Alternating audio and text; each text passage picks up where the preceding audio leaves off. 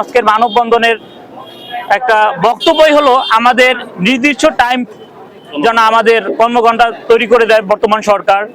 এবং আপনারা অবশ্যই জানেন আমাদের প্রত্যেকটা রিপ্রেজেন্টেটিভ সবসময় আপনার রোড গাড়ি মেইন রোডেই চলাফেরা করে বেশি।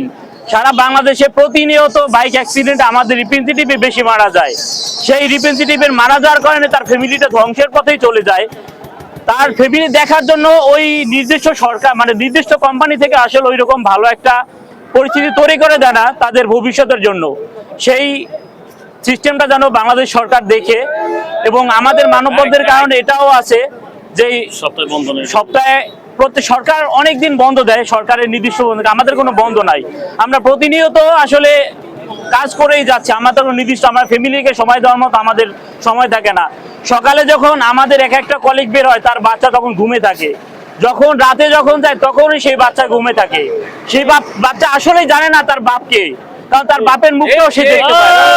প্রতিনিয়ত এইভাবেই আমার দিন চলে যায়। একদিন রাস্তাঘাটে কি হলো শুনলাম যে এক কলিগ মারা গেছে, তার বাচ্চা জানেই না যে তার বাপ আসলেই কে বাপ।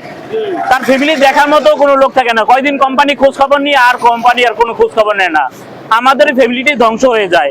এবং 4 তারিখে যে ঘটনা ঘটেছে এটা আসলে মানে খুবই ন্যাক্কারজনক। যেই ম্যাজিস্ট্রেটের মাধ্যমে যে ঘটনাটা হয়েছে এটা আসলে আমাদের দাবি যেই ম্যাজিস্ট্রেট আসলে কি পড়ালেখা করে ম্যাজিস্ট্রেট হয়েছে কিনা, না ঘুষের মাধ্যমে সে ওই পদে গিয়ে নিরীহ মানুষগুলোকে হয়রানি করছে কিনা, এবং প্রকৃত দালালদের গ্রেপ্তার না করে আমাদের মানে রিপ্রেজেন্টেটিভদের উপরে এই ন্যাক্কারজনক ঘটনা ঘটিয়েছে, এটাও সুষ্ঠু তদন্ত আমরা চাচ্ছি।